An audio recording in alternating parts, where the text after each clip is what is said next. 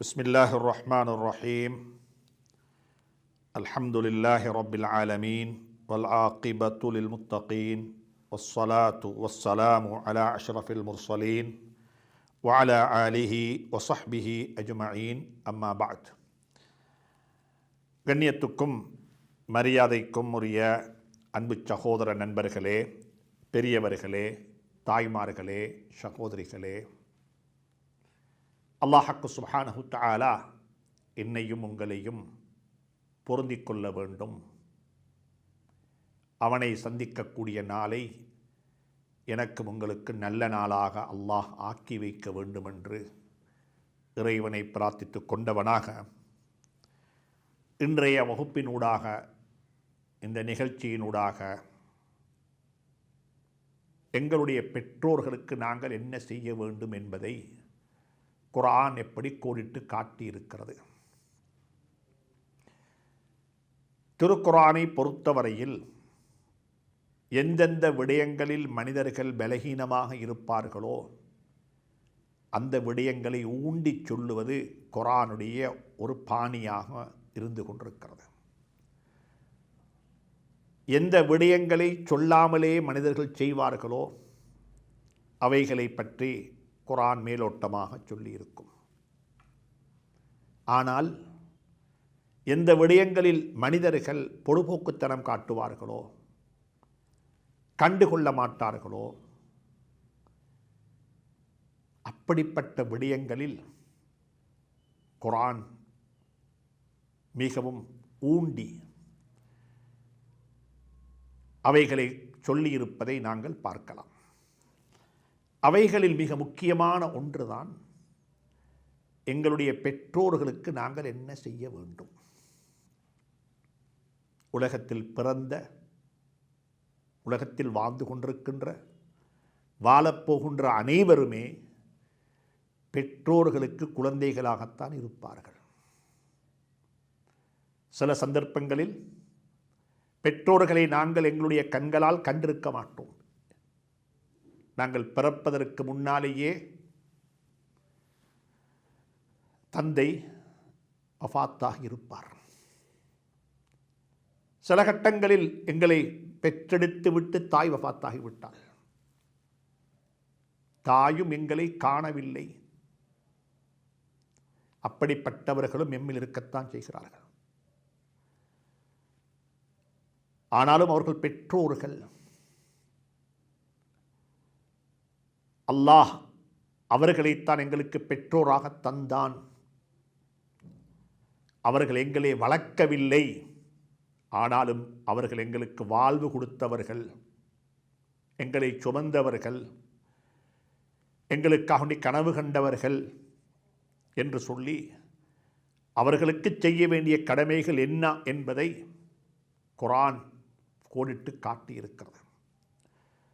சர்தார் ஆலம் தாஜுல் Medina Muhammad ரசூலுல்லாஹி ஸல்லல்லாஹு அலைஹி வஸல்லம் அவர்கள் பிறப்பதற்கு முன்னாலேயே அவர்களுடைய தகப்பனார் வஃபாத்தாகி விட்டார்கள். அந்த தகப்பனாருக்கு, அந்த தந்தைக்கு அவர்களுடைய அன்பு மகனை பார்ப்பதற்குரிய சந்தர்ப்பம் உலகத்தில் கிடைக்கவும் இல்லை.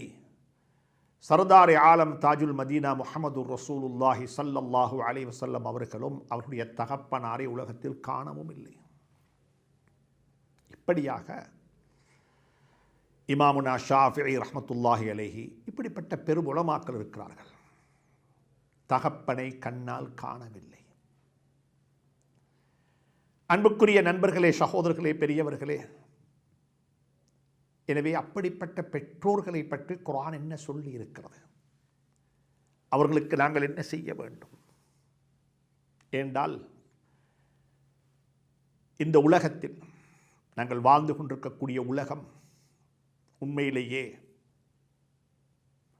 அதன் மேல் நடைபெறக்கூடிய பாவங்களையும் அட்டகாசங்களையும் பார்க்கும் பொழுது இது வாழுவதற்குரிய இடமா என்று சொல்லியும் ஒரு யோசனை மனிதர்களுக்கு வரத்தான் செய்யும். அன்றொரு நாள் நன்மைகள் மிகைத்திருந்தது, நல்லவைகள் வாழ்ந்து கொண்டிருந்தது. நல்லவைகளுக்கு மாஷா அல்லாஹ் பலராலும் நல்லவைகள் பாராட்டப்பட்டு கொண்டிருந்தது. ஆனால் இன்று அப்படி அல்ல. பாவங்கள் மிகைத்து விட்டது, அநியாயங்கள் மிகைத்து விட்டது, அட்டகாசங்கள் மிகைத்து விட்டது. அதில் நடைபெறக்கூடிய ஒரு மிகப்பெரிய ஒரு பாவம் என்ன தெரியுமா? பெற்றோர்கள் அவமதிக்கப்படுவது, பெற்றோர்கள் புறக்கணிக்கப்படுவது, பெற்றோர்கள் ஓரங்கட்டப்படுவது. இருப்பிடமில்லாமல் ஏன் நான் பார்க்க வேண்டும், அவருக்கு பார்க்கலாம் தானே, நான் மட்டுமா குழந்தை, மற்றவர்களும் இருக்கிறார்கள் தானே என்று சொல்லி பெற்றோர்களை ஒரு கிழமை நீ பாரு, அடுத்த கிழமை நான் பார்க்கிறேன், இன்னும் ஒரு கிழமை அவர் பார்க்கட்டும் என்று சொல்லி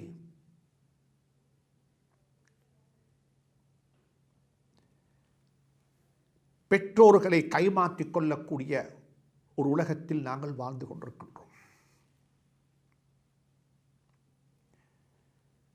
அல்லாஹ் எனக்கும் உங்களுக்கும் அருள் செய்வானாக, துணை புரிவானாக.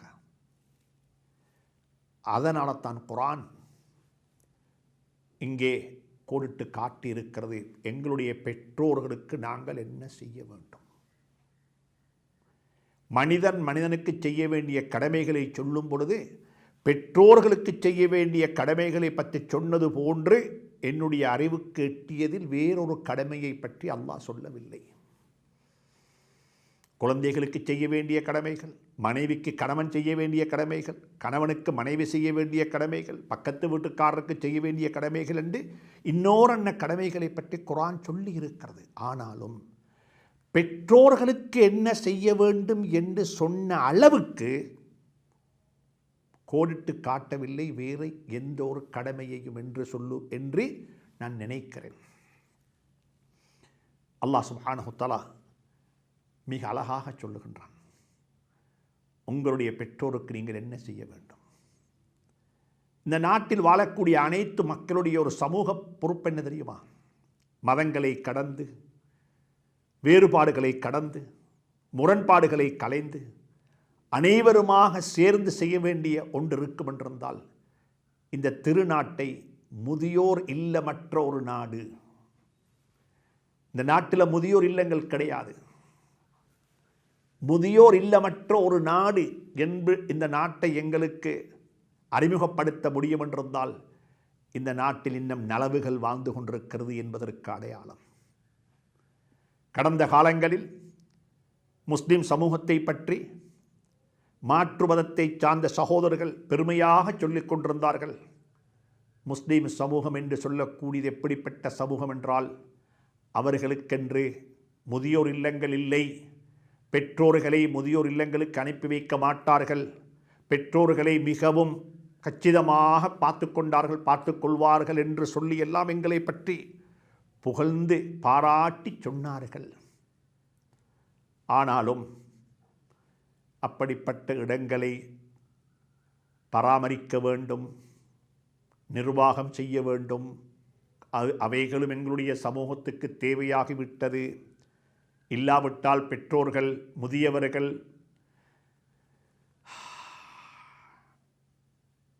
அல்லோல கல்லோலப்படுவார்கள் என்பதை கவனத்தில் கொண்டு அப்படிப்பட்ட நிறுவனங்களும் ஆரம்பிக்கப்பட்டு விட்டது என்பதை வருத்தத்துடன் சொல்லிக்கொள்ள விரும்புகின்றேன்.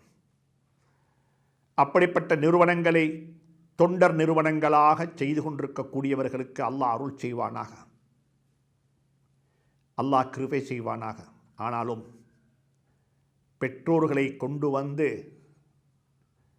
அதில் ஒப்படைத்துவிட்டு, வாப்பா பத்திரமா இருந்து கொள்ளுங்கள், உம்மா ஏதும் இருந்தா கதையுங்கள், தொடர்பு கொள்ளுங்கள், வருகிறோம் என்று சொல்லி விட்டுவிட்டு போகக்கூடிய குழந்தைகளுக்கு என்ன சொல்லுவது?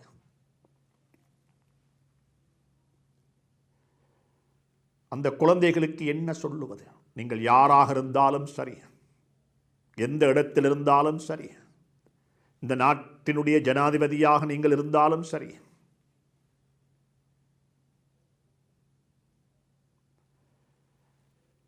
நீங்கள் விட்டு போவது முதியோர் இல்லங்களில் விட்டுவிட்டு போவது உங்களுடைய தகப்பனையும் தாயையும் விட்டுவிட்டு போகவில்லை, உங்களுடைய சுவர்க்கத்தை விட்டுவிட்டு போகிறீர்கள். அல்லாஹுடைய பொருத்தத்தை விட்டுவிட்டு போகிறீர்கள். ரிதர் ரப்பி ஃபி ரிதல் வாலித். உன்னுடைய சுவர்க்கம் உன்னுடைய தாயினுடைய பாதத்தின் கீழ் இருக்கிறது. அல் ஜன்னத்து தஹ்த அக்தாமில் உம்மஹாத். சுப்ஹானல்லாஹ். எனவே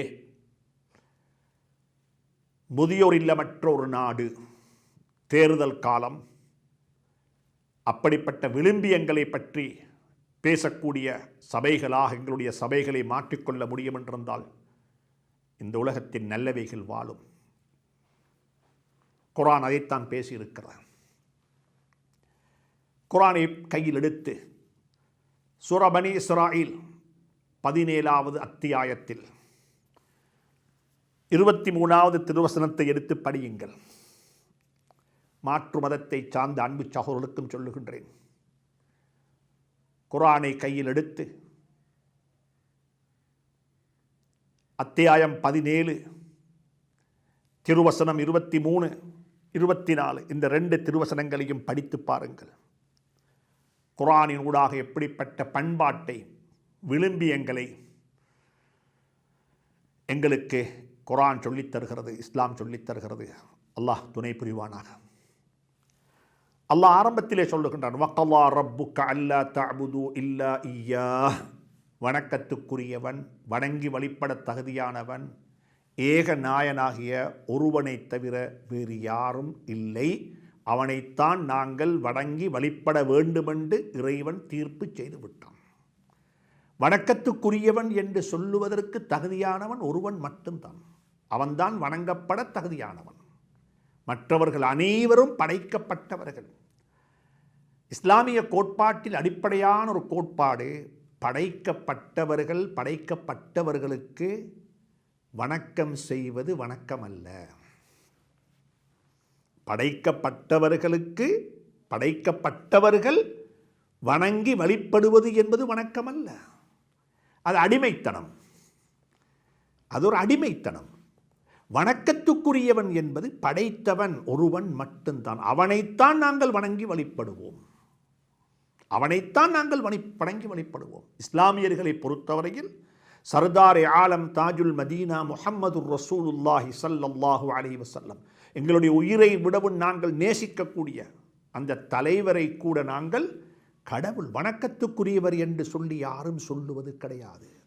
நாங்கள் அவரை வணங்கி வழிபடவில்லை. அவரை பற்றி சொல்லுகிறார், நான் அல்லாஹுடைய அடிமை. சுப்ஹானல்லதி அஸ்ரா பி அப்திஹி, அல்லாஹுடைய அடிமை. தபாரக்கல்லதி நஸ்ஸலல் ஃபுர்கான அலா அப்திஹி, அல்லாஹுடைய அடிமை.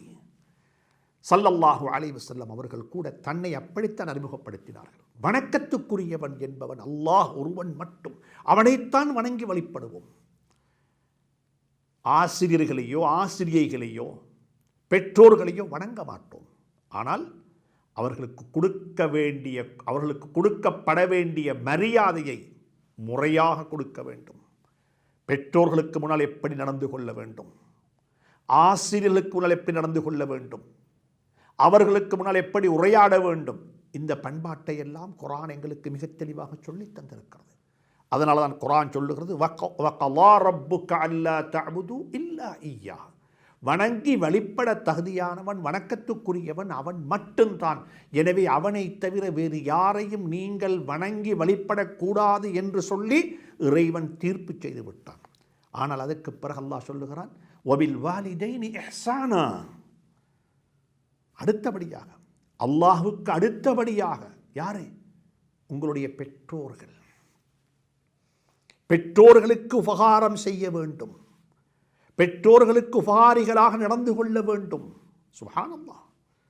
உபகாரம் என்று சொன்னால் ஒரு பொதுப்படையான வார்த்தை, ஒரு வார்த்தை, ஆழமான கருத்துக்களை கொண்ட வார்த்தை.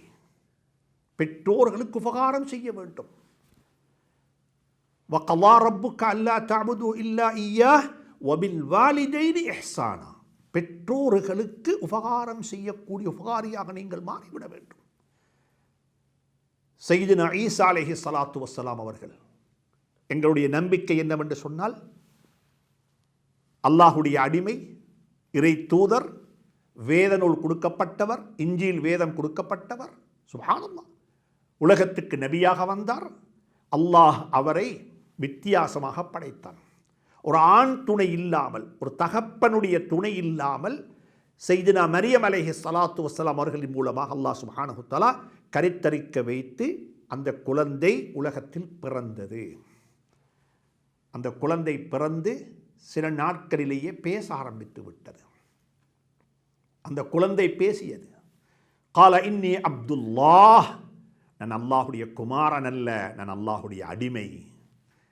எங்களுடைய குர்ஆன் அப்படித்தான் எங்களுக்கு போதிக்கிறது. படைத்தவன் ஒருவன், வஹ்தஹு லா ஷரீக லஹு, அவனுக்கு இணை துணை கிடையாது, இணை துணை கிடையாது. அவன் ஏகநாயன். அல்லாஹு லா இலாஹ இல்லா ஹுவல் ஹய்யுல் கய்யூம், அப்படிப்பட்டவன் தான் அல்லாஹ். ஈசா அலைஹிஸ்ஸலாத்து வஸ்ஸலாம் அவர்கள் பிறந்து சொன்ன வார்த்தை கால இன்னி அப்துல்லாஹ், நான் அல்லாஹுடைய அடிமை. அதே சந்தர்ப்பத்தில் என்னுடைய அல்லாஹ் எனக்கு சொல்லியிருக்கிறான், வபர்ரன் பிவாலிததி, நான் தகப்பன் இல்லாமல் பிறந்து விட்டேன். அல்லாஹுடைய அற்புதத்தில் பிறந்த ஒரு குழந்தை என்று சொல்லி எனக்கு அகங்காரம் கொள்ள முடியாது.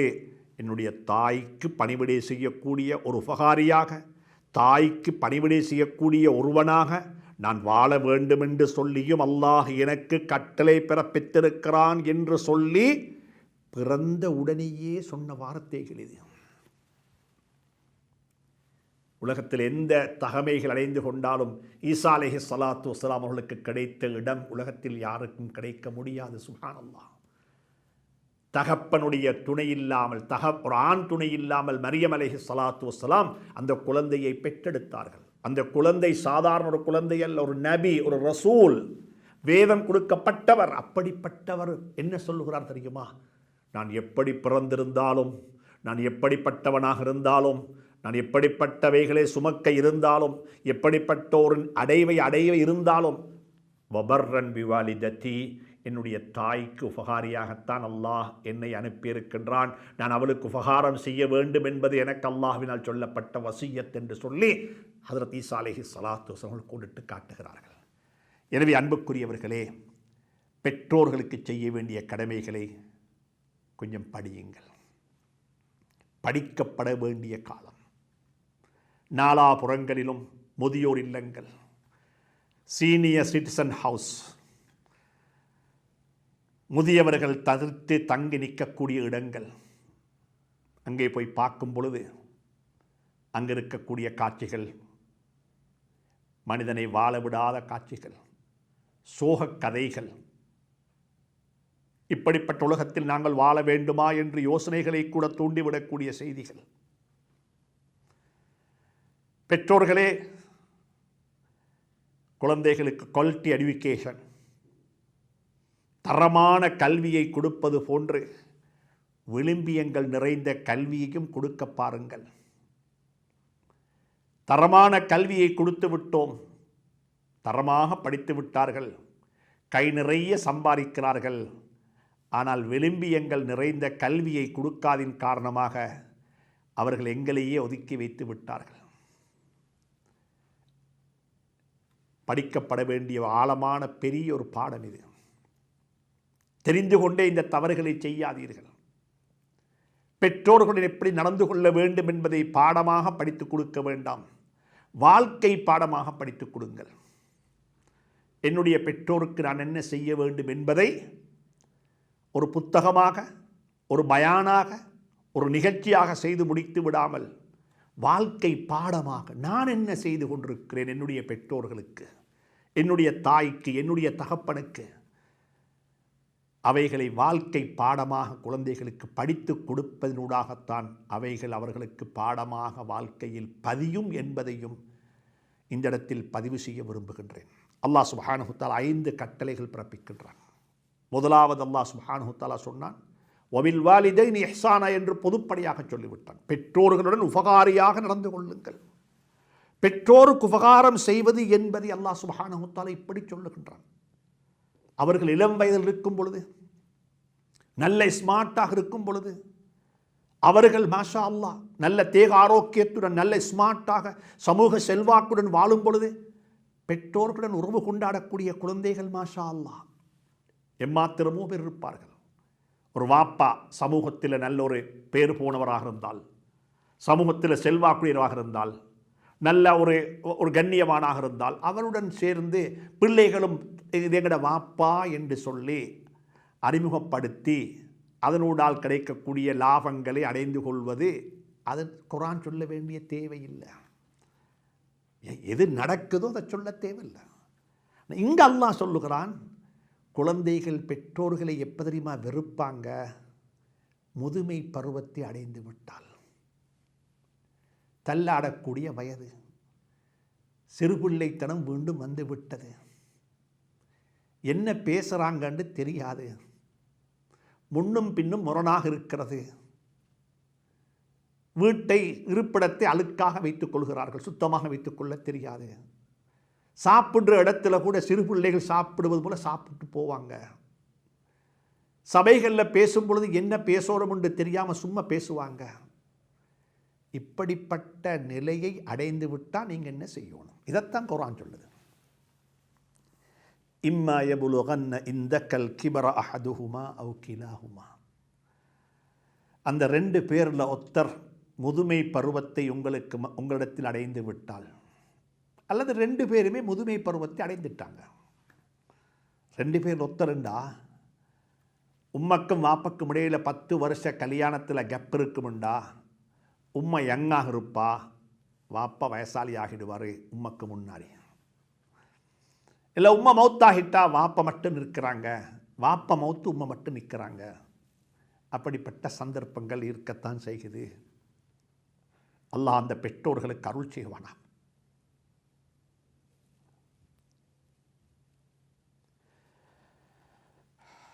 இம்மா யபுலுகன்ன இந்தக்கல் கிபர அஹதுஹுமா அவ் கிலாஹுமா.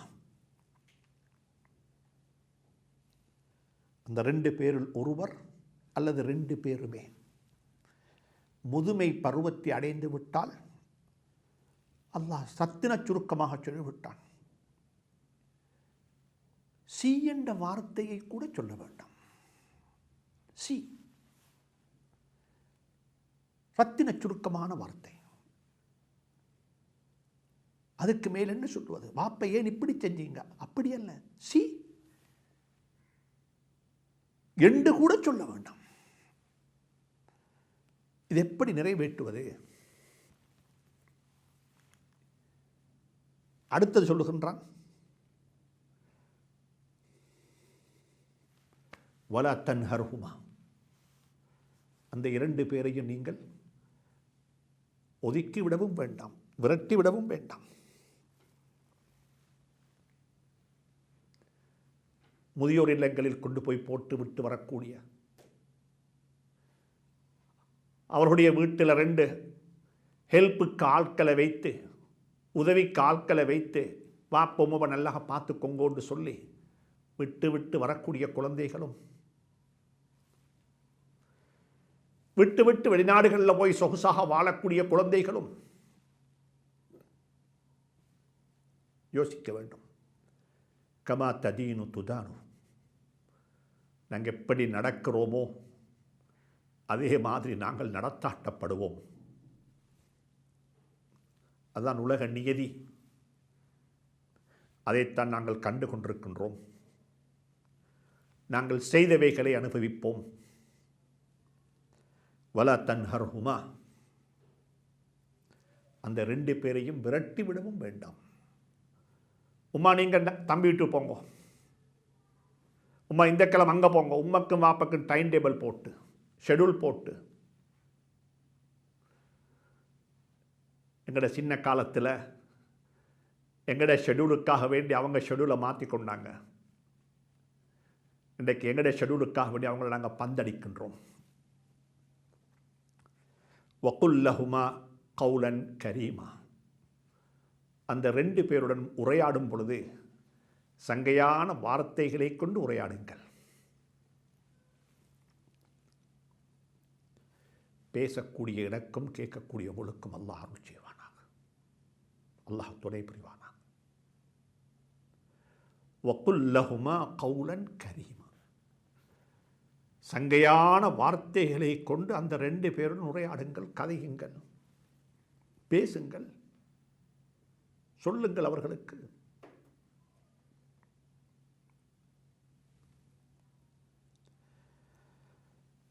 பணிவினுடைய இறக்கைகளை அருளை கொண்டு விரித்து விடுங்கள். சுப்ஹானல்லாஹ். வஹ்ஃபுல்லாஹ் மா ஜனாஹ ذுல்லி மினர் ரஹ்மா. பணிவான இறக்கைகளை விரித்து விடுங்கள். அது அருளாக இருக்கட்டும், அருளாக இருக்கட்டும்.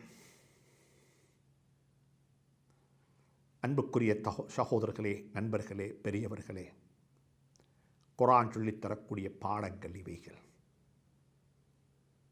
சூரா பனி இஸ்ராயில் 17வது அத்தியாயம் 23வது 24வது திருவசனங்களினூடாக அல்லாஹ் சுப்ஹானஹு தஆலா இன்னும் ஒரு புத்தியையும் சொல்லித் தருகிறான்.